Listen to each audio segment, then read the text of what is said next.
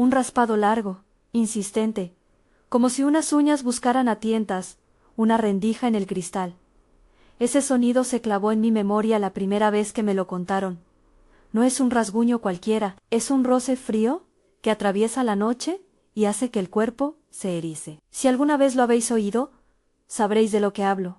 Hay sonidos que no permiten volver a mirar la ventana con naturalidad. Yo soy Ariel, y esto es Relatos de la Noche. Hoy os traigo historias enviadas por oyentes, testimonios de vecinos, familia y extraños que se cruzaron con algo que no supieron nombrar, pero sí sintieron a la figura en la ventana. La vecina que no miraba de frente, la sensación de que detrás del cristal alguien o algo observa y espera. La llamaron, en más de una casa, y con palabras distintas, la bruja de la ventana. Escuchad esto como lo que es, son voces que vienen de lugares concretos, relatos personales. No estamos para afirmar certezas, ni para sentenciar lo que ocurrió, solo para escuchar y dejar que la sensación vaya calando. Empezamos con la historia que da nombre al episodio, la de Annie, de Vega de la Torre. Me llamo Annie, y crecí en un barrio pequeño de Vega de la Torre. Mi casa estaba pegada a la calle, y la cocina tenía una ventana grande que daba justo al portal. De niña,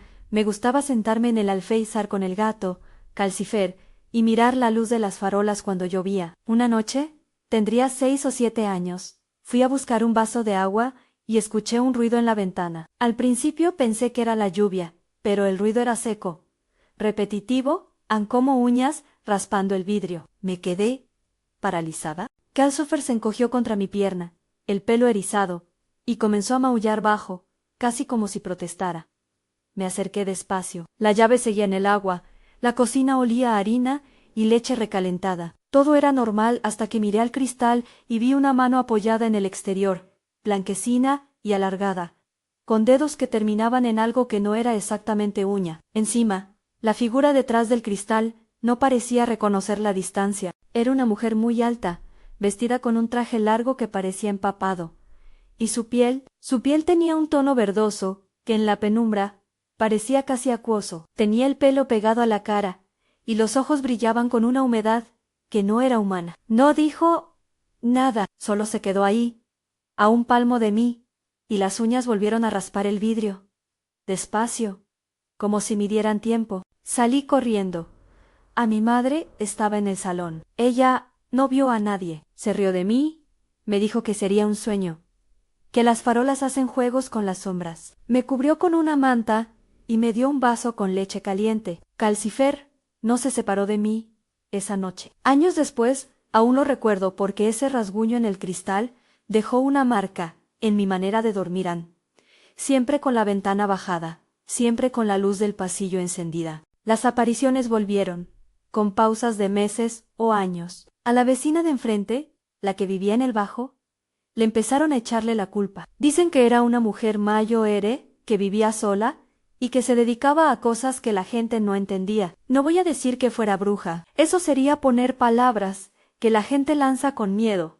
Pero si la señalaban, la gente del barrio la miraba de otra forma. La vi pasar una vez, con un canasto de ropa, y algo en su mirada me heló. Nunca me sonrió. En la adolescencia, los ruidos en la ventana se hicieron más frecuentes. Empezaron con pequeñas visitas nocturnas, en un susurro, una respiración que parecía venir del cristal, pequeños golpecitos que buscaban respuesta. Calcifer gruñía e intentaba escarbar el alféizar como si quisiera entrar en la pared. Una vez, en pleno verano, desperté con un aroma extraño, flores húmedas, como de jardín después de una lluvia, pero más dulce y pegajoso. Abrí los ojos y vi pétalos sobre la mesa de la cocina, húmedos y fríos. No había flores dentro. Alguien las había arrojado desde fuera y habían rebotado contra la ventana. En la siguiente semana, mi estómago empezó a fallarme náuseas, mareo sin causa aparente, un asco repentino hacia los alimentos que antes me gustaban. Los médicos decían que era estrés, que el cuerpo adolescente es así. Mi madre rezaba por las noches con el rosario que heredó de su madre. Encendíamos velas. A veces, me pareció, aquello calmaba la opresión en el pecho. Pero otras, las velas se apagaban sin motivo, o la cera se derramaba formando formas que mi mente no quería interpretar. Hubo una noche que recuerdo con una claridad que duele. Era invierno, han todo callado. Habíamos rezado ese día. Mi madre insistía en que la casa debía estar protegida. Pusimos velas en las esquinas. Calcifer dormía en el sofá, enrollado como siempre. A medianoche me despertó un golpe seco. La vela del centro de la mesa se apagó de golpe. Sin viento, fue como si alguien hubiese aspirado la llama. Al mismo tiempo noté algo frío sobre mi cara, como si una mano rozara mis mejillas. No había nadie. Me levanté atónita, y entonces, del otro lado del cristal, algo lanzó un ramo de flores que golpeó el marco con fuerza. Un pétalo me golpeó el labio y sentí un sabor metálico en la boca. Vomité en la cocina. A mi madre me abrazó como pudo. Calcifer arañó la ventana hasta hacerse daño en las uñas. Al día siguiente, amanecí con una sensación de vacío, como si me hubieran dejado sin algo esencial. Me dijeron que quizás había sido un ataque de ansiedad. Yo no tenía nombre para lo que pasó, solo la certeza de que no estaba sola ante algo que no podía explicar. Con el tiempo, las visitas cambiaron de tono. No eran solo ruidos o flores, había voces, sílabas que se parecían a rezos, pero venían con una melodía que no era humana. Una noche, escuché a alguien pronunciar mi nombre como si fuera un eco antiguo. Era una voz rasposa, húmeda. Calcifer se levantó y se quedó mirando la ventana con los ojos muy abiertos, y su cuerpo se tensó hasta que se le erizó hasta el último pelo. No sé cuánto tiempo pasé mirando esa sombra. No sé cuánto tardó mi madre en encender la luz. Cuando lo hizo, no había nadie, solo el reflejo de las bombillas y mi cara en el cristal, la misma cara que había tenido miedo toda la noche. Nunca se buscó a la vecina. En un día se mudó. Dicen que dejó la casa sin cerrar, que se marchó en silencio, sin vender ni heredar. Alguna gente del barrio murmuró que la vieron salir con un saco, caminando sin prisa, y que no miró a nadie a los ojos. Después de eso, las apariciones disminuyeron, pero no desaparecieron del todo. El rasguño en el vidrio regresó de cuando en vez, como un recordatorio. Calcifer envejeció y se fue. Mi madre guardó el rosario en una caja y, a veces, lo sacaba y lo apretaba entre los dedos. Lo que más me pesa es algo que no se puede describir con una frase: la convivencia con el miedo. No era solo el fenómeno puntual, sino la forma en que una casa o un barrio cambia cuando la gente empieza a mirar a sus ventanas con recelo. Las visitas me marcaron, me enseñaron a despertar a medianoche y a buscar consuelo en lo rutinario. Me acostumbré a preguntar antes de abrir: ¿hay alguien ahí? Y a esperar una respuesta que nunca llegó. No sé si fue brujería, si fue una persona con malas intenciones, o si fue la mezcla de la soledad y la imaginación de un barrio pequeño. Sé solo que, cuando oigo un raspado sobre un vidrio, el cuerpo me recuerda todo lo vivido. Se me ha quedado una idea Fiji a la sensación de que hay fronteras en una casa. La ventana no es solo vidrio, es una línea que separa lo cotidiano de algo que puede ser decididamente extraño. Y por eso, una vela, un rosario, un gato o una madre que se queda despierta pasan a ser rituales de protección. No prometo que sirvan, solo son lo que tuvimos. Ariel Voss en Ofancy. Esta historia te ha removido algo. Si conoces a alguien que guardó una marca parecida en su memoria, o tienes tu propio testimonio de ventanales y presencias, cuéntanos en los comentarios o envíanos tu audio. Nos interesa escuchar cómo esas líneas invisibles se dibujan en las casas de distintos lugares. Seguimos a la sombra de la vecina y el rascar en el cristal no son exclusivos de Vega de la Torre. En Torreón, una familia nos envió una historia donde la amenaza tomó la forma de promesas y rencores. Os la leo. Soy María. Vivo en Torreón. Esto que os cuento no es una maldición literaria, ni un argumento redondo. Es lo que pasó y lo que cargamos. Mi expareja dejó una mujer que vivía en nuestra misma manzana, y esa mujer juró que se vengaría. No lo dijo en broma, lo dijo mirando a mi entonces marido a los ojos, y yo escuché la frase como si fuera una moneda que cae sobre mesa: ya verás lo que te espera. Empezaron a ocurrir cosas extrañas después de esa discusión, pérdidas de dinero inesperadas, problemas de trabajo que antes no existían, y sobre todo, la salud de mi madre, que empezó a empeorar sin explicación clara. Tenía dolores, vomitaba y se quedaba floja en la cama. Los médicos no encontraban nada clínico que explicara todo. Una noche, mientras cuidaba de mi hijo, oí un aleteo en la terraza. Miré por la puerta y vi una criatura que se posó sobre el tejado del garage. Ah, no era un pájaro. Tenía alas, pero era demasiado grande, y su silueta tenía una cabeza que me pareció humana y un contorno que no encajaba con ninguna ave que conozca. Se quedó ahí un rato, inmóvil, y luego desapareció en la oscuridad. Le expliqué a mi pareja y él me dijo que lo dejara pasar. Pero una semana después, mi hijo despertó con llanto y pánico. Dijo que algo había entrado por la ventana, y que lo miró desde la esquina del techo. Lo acaricié y le hablé como si fuera un cuento para dormir. Pero su temblor no cedía. Acudimos a gente que conocíamos en la iglesia y a un familiar que es devoto. Nos dijeron que algunos rencores se manifestaban en formas que no comprendemos. Hicimos limpias, trajimos a un tío que sabía rezar con letanías y agua bendita. Hubo una noche en la que mi madre vomitó sobre la cama y dijo cosas que no entendía, palabras en otro tiempo. Luego, dijo que se sentía mucho mejor y descansó. No fue una curación milagrosa que borrara todo, fue una mejora que duró semanas. Volvimos a la rutina, pero la sensación de vigilancia no se fue. Mi expareja confesó, años después, que alguien le dijo que no dejaran tranquilo al pueblo, y eso quedó como una sombra que pesa hasta hoy. Lo que más queda de esa etapa es la desconfianza hacia lo cercano. Cuando la amenaza viene del barrio, de alguien que conoces, no es solo lo sobrenatural, es el rencor humano, que se vuelve rumor, y luego en síntomas. No podemos decir que todo aquello ni fue causado por un acto mágico, ni por una venganza literal. Solo que, tras esas noches, la casa se volvió un lugar donde hay que reforzar los lazos y proteger a los pequeños. Y aprendes, también, que no todo lo que enferma es visible en pruebas. A veces, una familia se rompe y los restos se vuelven algo que parece un hecho sobrenatural. Ariel Voss, en Ofan. En muchos de estos relatos aparece la figura de alguien cercano que actúa como puente entre el mundo humano y lo que los remitentes sienten como amenaza.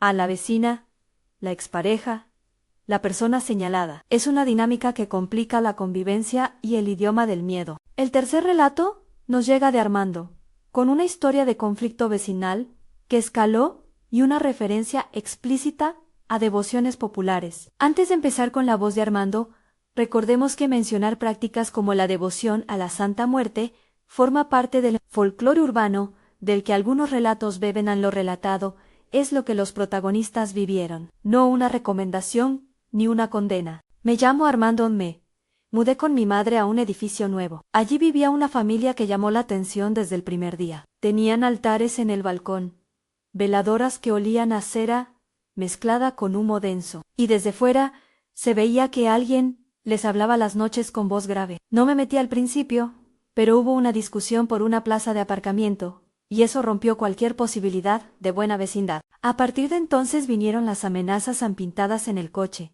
golpes en el portal por la noche, insultos. Lo normal se volvió tensión. Poco a poco, mi madre empezó a sentirse mal, le fallaba el estómago, iba al baño con dolor, vomitaba amarillento y sin motivo aparente. Los médicos la miraron con cara de no hay un motivo orgánico claro. Nos derivaban a especialistas y la situación se complicaba. Una vecina que conocíamos bien nos habló de un monasterio en las afueras donde dicen que entienden estos casos. Fuimos una tarde. Nos atendió un hombre mayor, de hábitos austeros, que nos escuchó sin prisa. No dijo que todo fuera brujería, pero admitió que hay personas que practican rituales populares con la intención de causar daño, o al menos con la intención de invocar algo que ellos creen que les sirve. Nos dio agua bendita, nos pidió poner velas y repetir oraciones que nos sonaban a lo de siempre.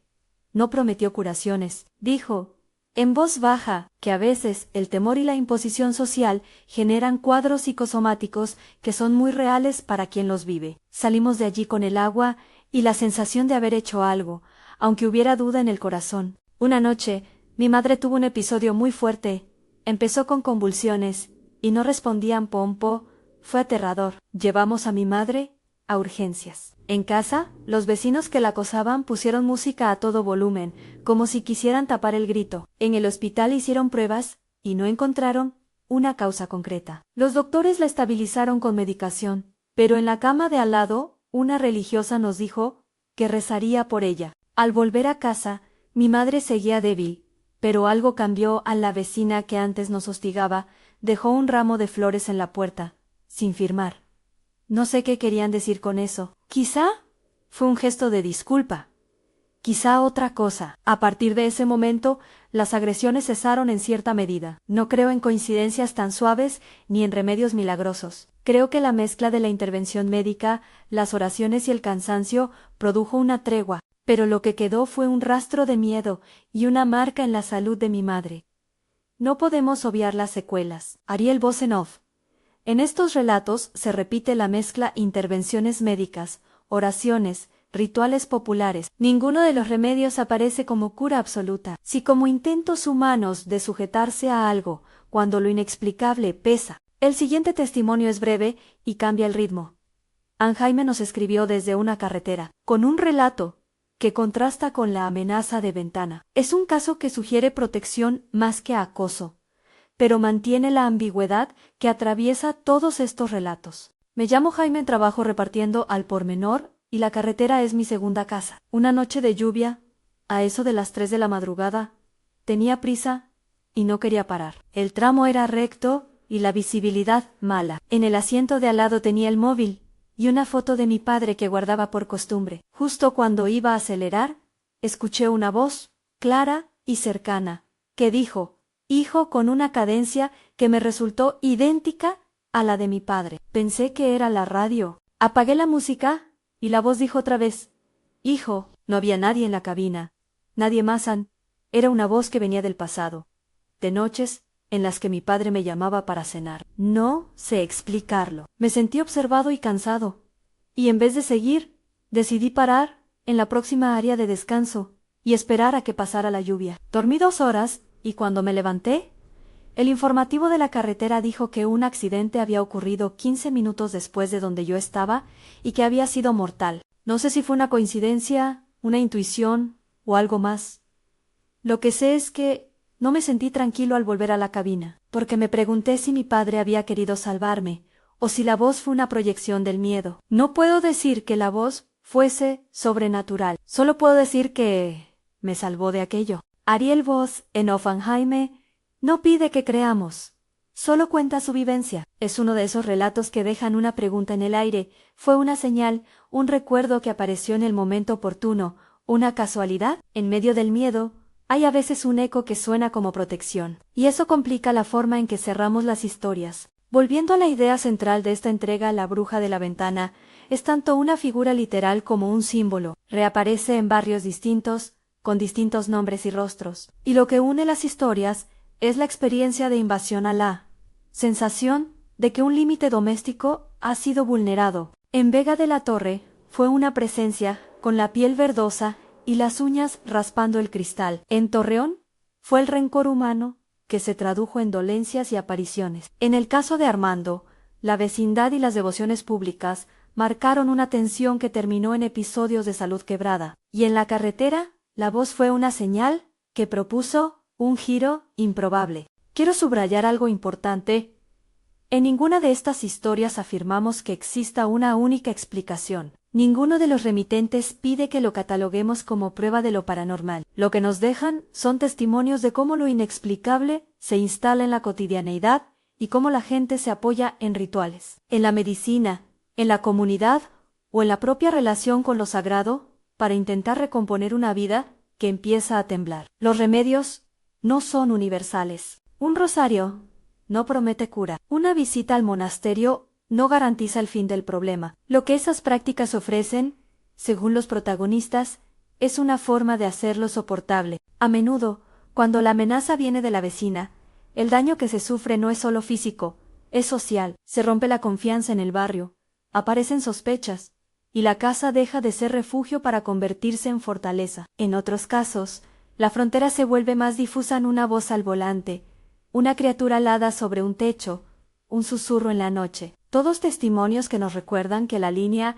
entre lo rutinario y lo extraordinario es tan fina como el borde de un cristal. Os dejo con una imagen final para que os acompañe el sonido de unas uñas raspando el vidrio, insistente, que despierta al que duerme y obliga a mirar. A veces la ventana está cerrada, y lo que hay detrás es solo la lluvia. Otras, no podemos estar tan seguros. La ventana se convierte en metáfora de aquello que no queremos ver, o de aquello que sin pedir permiso, decide mirarnos. Si esta noche, al llegar a casa, escucháis algo en el cristal, fijaos en cómo reacciona quien está a vuestro lado. A veces, la respuesta más humana, una mano que aprieta la de otra, una vela encendida, un gato que se aprieta contra la pierna, es lo único que podemos ofrecer frente a lo que no entendemos. Si tenéis una historia parecida, si vuestro barrio guarda un rasguño en la memoria, contádnoslo, enviad vuestro audio o dejadlo en los comentarios. Aquí recogemos voces, porque esa comunidad de testimonios ayuda a sostener a quienes han vivido lo mismo. Antes de despedirme, quiero insistir en el respeto a la salud y el sufrimiento de las personas reales que cuentan estas experiencias. Son el centro. No se trata de bromas ni de espectáculos, son relatos que marcan vidas. Si en algún momento sentís que algo os desborda, buscad ayuda profesional y el apoyo de vuestra gente. Las historias de hoy muestran que la mezcla de medicina, fe popular y compañía puede ser un refugio, aunque no una solución definitiva. Si te ha gustado este episodio, suscríbete a Relatos de la Noche para escuchar más testimonios como este. Y si quieres profundizar, el libro recopilatorio del podcast reúne más relatos y reflexiones de la comunidad. Está disponible para quien quiera leer más historias. Gracias por acompañarnos esta noche. Recordad esto, cuando cerréis la ventana al dormir, veces solo es el viento. Otras, quizá alguien raspe el cristal y nos obligue a mirar. En cualquiera de los dos casos, escucha y siente. Y cuando oigas esas uñas raspando el vidrio, no des por sentado que la oscuridad ya te conoce. Quizá solo esté saludando, quizá no.